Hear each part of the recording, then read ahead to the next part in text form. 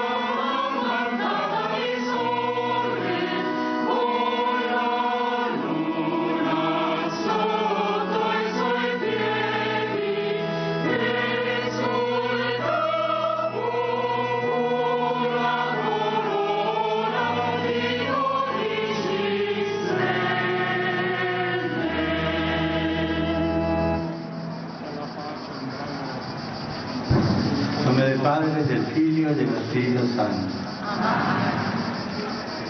La pace sia con voi. E con il tuo spirito. Fratelli, per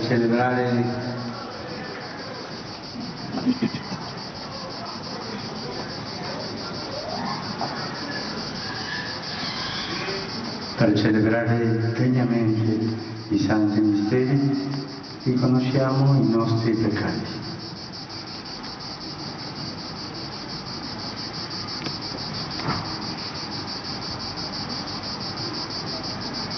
Confesso Dio Onnipotente, e a voi fratelli, che ho molto peccato in pensieri, parole, opere e omissioni, per mia colpa, mia grandissima colpa, e supplico la Beata Sempre Vergine Maria, gli angeli, i santi e voi fratelli, di pregare per me, il Signore Dio nostro.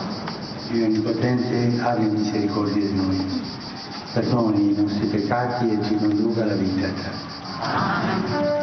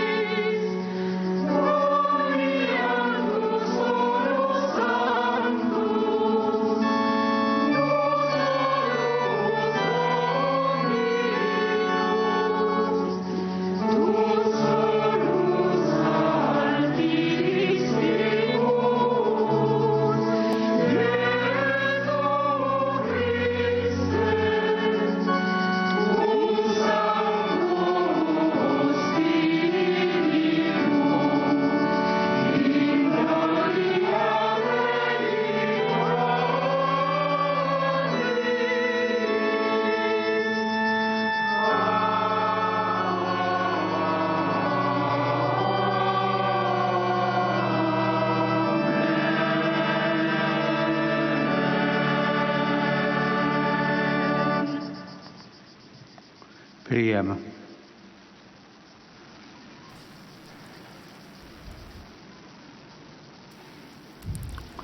Dio onnipotente ed eterno, Dieu tout-puissant éternel, tu as élevé à la gloire du ciel, dans le corps et dans l'âme, l'Immaculée Vierge Marie, Mère du Christ ton Fils, fais que nous vivions dans ce monde, constamment retournés au bien éternel pour partager sa même gloire. il nostro Signore Gesù Cristo, tuo Figlio, che è Dio e vive e regna con te, nell'unità dello Spirito Santo per tutti i secoli dei secoli.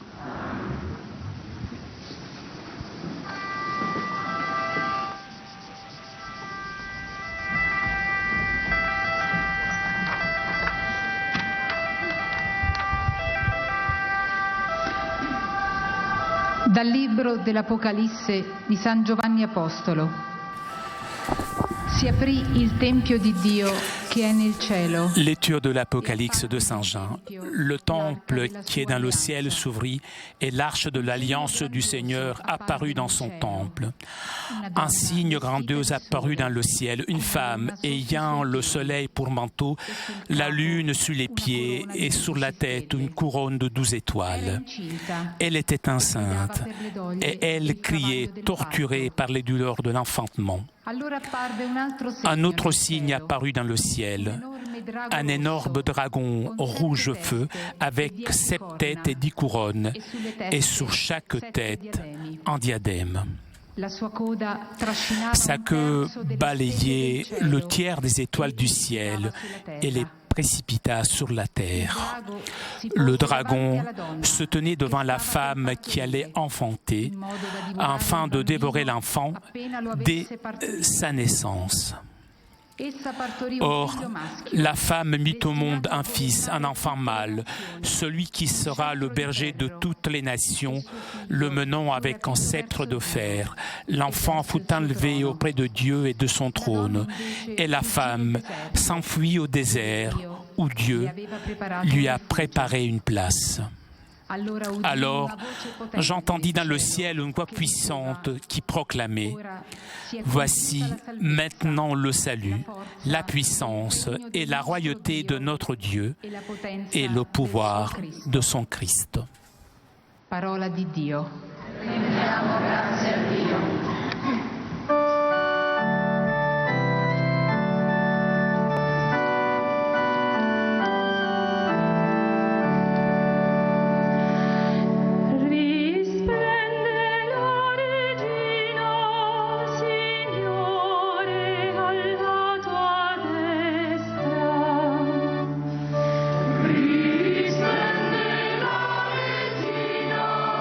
Signore,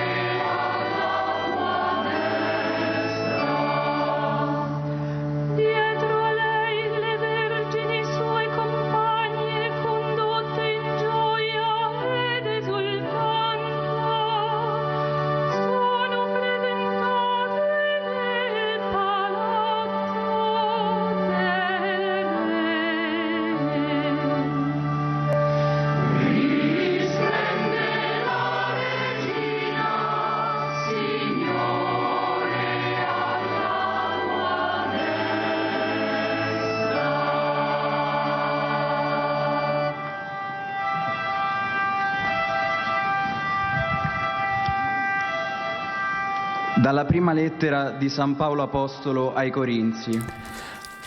Fratelli, Cristo è risorto dai morti. De la première lettre de Saint Paul apôtre aux Corinthiens. Frères, le Christ est ressuscité d'entre les morts pour être parmi les morts le premier ressuscité.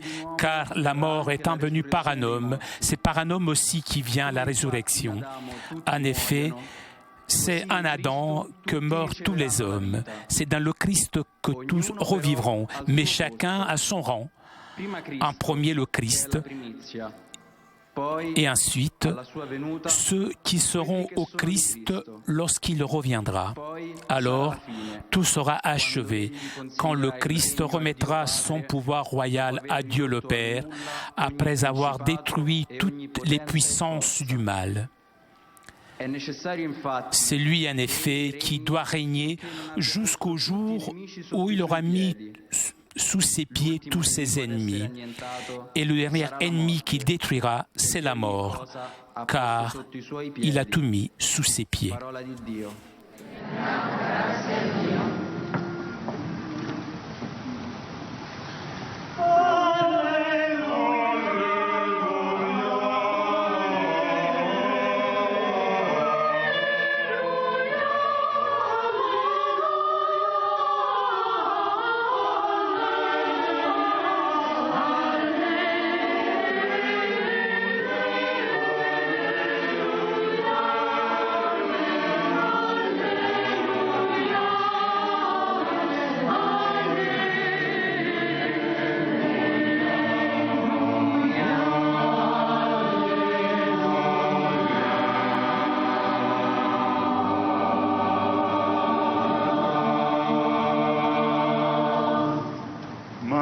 Assunta in cielo, esultano le schiere degli angeli.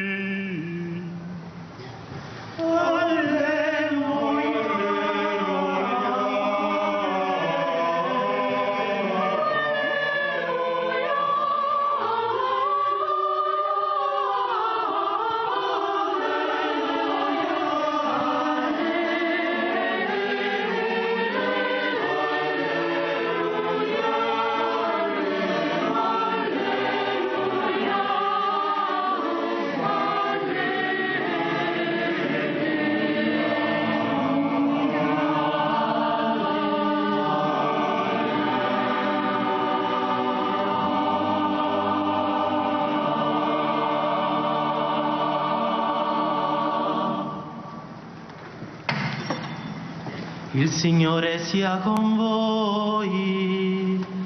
E con il tuo spirito. Dal Vangelo secondo Luca. Gloria a te, Signore.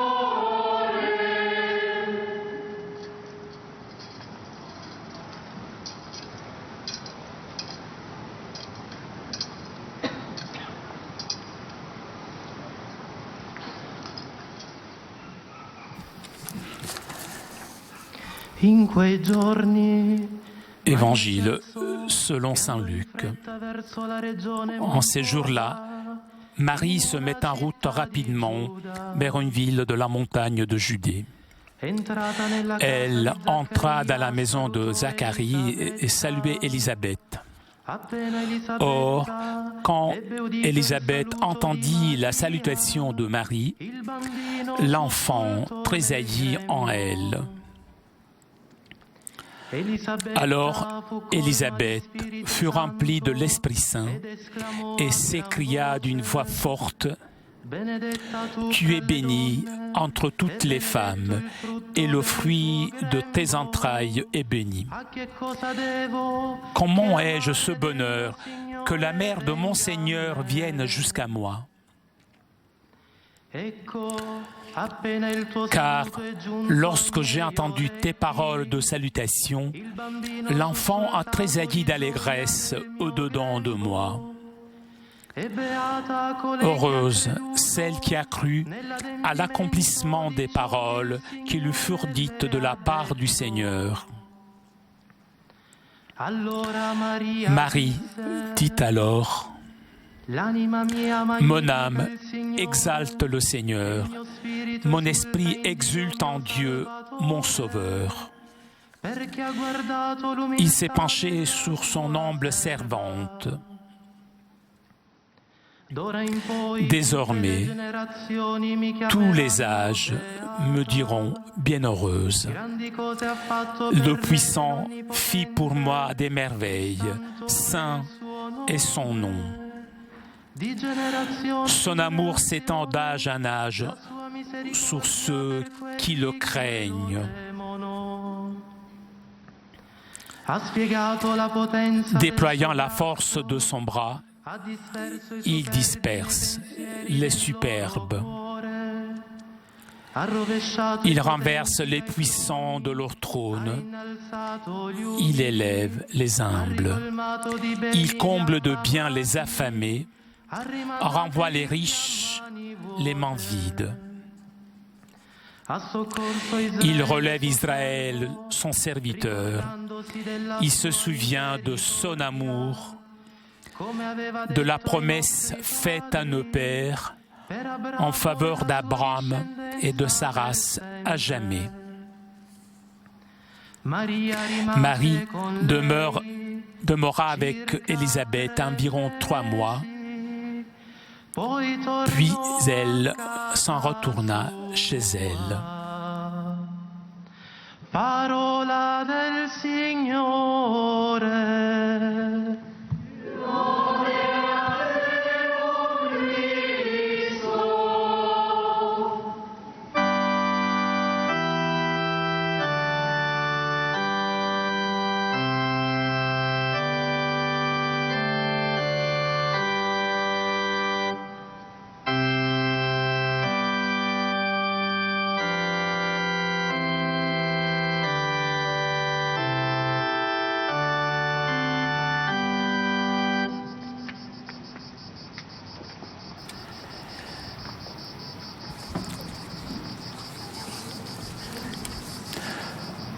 Toujours en direct de Castel Gandolfo.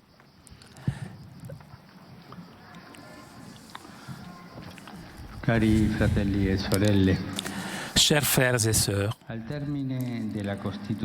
à la fin de la Constitution sous l'Église, le Concile Vatican II nous a laissé une très belle méditation sur la Vierge Marie.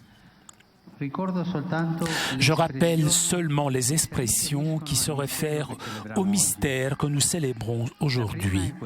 La première est celle-ci. La Vierge Immaculée, préservée par Dieu de toute atteinte de la faute originelle, ayant accompli le cours de sa vie terrestre, fut élevée corps et âme à la gloire du ciel et exaltée par le Seigneur comme reine de l'univers. Ensuite, vers la fin, il y a cette autre expression. Tout comme dans le ciel, où elle est déjà glorifiée corps et âme, la Mère de Jésus représente et inaugure l'Église en son achèvement dans le siècle futur, de même sur cette terre, en attendant la venue du jour du Seigneur. Elle brille déjà comme un signe d'espérance, assurée de consolation devant le peuple de Dieu en pèlerinage. À la lumière de cette très belle icône de notre Mère, nous pouvons entendre le message contenu dans les lectures bibliques que nous venons d'entendre. Nous pouvons nous concentrer sur 3 paroles clés: lutte, résurrection, espérance. Lutte, résurrection, espérance. Le passage de l'Apocalypse présente la vision de la lutte entre la femme et le dragon. La figure de la femme, qui représente l'Église, est d'un côté glorieuse, triomphante, et de l'autre encore en travail. Telle est en effet l'Église. Si elle est déjà associée au ciel à la gloire de son Seigneur, elle vit continuellement dans l'histoire les épreuves et les défis que comporte le conflit entre Dieu et le malin, l'ennemi de toujours. Et dans cette lutte que les disciples de Jésus doivent affronter, et nous tous même, nous les disciples de Jésus, nous devons affronter cette lutte, Marie ne le laisse pas seul. La mère du Christ et de l'Église est toujours avec nous. Toujours, elle marche avec nous. Elle est avec nous. Marie aussi, en un certain sens, partage cette double condition. Naturellement, elle est désormais, une fois pour toutes, entrée dans la gloire du ciel. Mais cela ne signifie pas qu'elle soit loin, qu'elle soit séparée de nous. Au contraire, Marie nous accompagne, elle lutte avec nous, elle soutient les chrétiens dans le combat contre les forces du mal. La prière avec Marie, et tout particulièrement le rosaire. Écoutez bien le rosaire. Est-ce que vous priez le rosaire tous les jours? C'est sûr? Bien. La prière avec Marie, et tout particulièrement donc le rosaire, a aussi cette dimension agonistique, c'est-à-dire de lutte, une prière qui se tient dans la bataille contre les malins et ses complices. Même le rosaire nous soutient dans cette bataille. La seconde lecture nous parle de la résurrection. L'apôtre Paul, écrivant aux Corinthiens, insiste sur le fait qu'être chrétien signifie croire que le Christ est vraiment ressuscité des morts. Toute notre foi se base sur cette vérité fondamentale, qui n'est pas une idée, mais un événement. De même, le mystère de l'Assomption de Marie, corps et âme, est tout entier inscrit dans la résurrection du Christ. L'humanité de la mère a été attirée par le Fils dans son passage à travers la mort. Jésus est entré une fois pour toutes dans la vie éternelle avec toute son humanité, celle qu'il avait prise de Marie. Ainsi, elle, la mère, qui l'a suivi fidèlement toute sa vie, qui l'a suivi avec son cœur, est entrée avec lui dans la vie éternelle, que nous appelons aussi le ciel, le paradis, la maison du Père. Marie a connu aussi le martyre de la croix, le martyre de son corps, de son âme. Elle a souffert beaucoup en son cœur, alors que Jésus souffrait sous la croix. La passion du Fils, elle l'a vécue jusqu'au fond de son âme. Elle a été pleinement unie à lui dans la mort, et à cause de cela, le don de la résurrection lui a été fait. Le Christ est le premier des ressuscités, et Marie est la première des rachetés, la première de ceux qui appartiennent au Christ. Et c'est notre mère, mais aussi nous pouvons dire c'est notre représentante, c'est notre sœur, notre aînée, sœur aînée, est la première des rachetés qui est arrivée au ciel. L'Évangile nous suggère la troisième parole, espérance. L'espérance est la vertu de qui, faisant l'expérience du conflit de la lutte quotidienne entre la vie et la mort, entre le bien et le mal, croit en la résurrection du Christ et en la victoire de l'amour.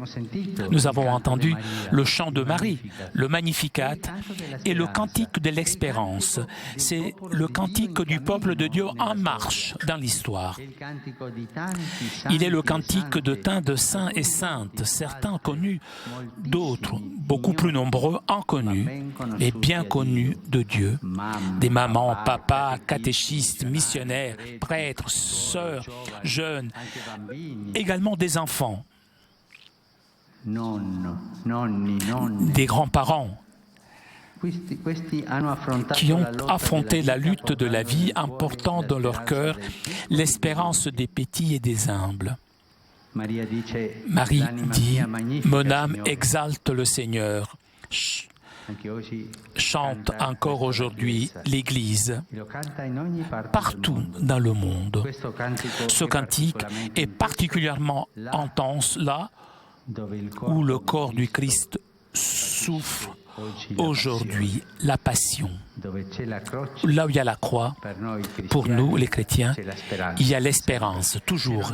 S'il n'y a pas l'espérance, nous ne pouvons pas être chrétiens. Pour cela, j'aime dire, ne laissez pas vous voler l'espérance.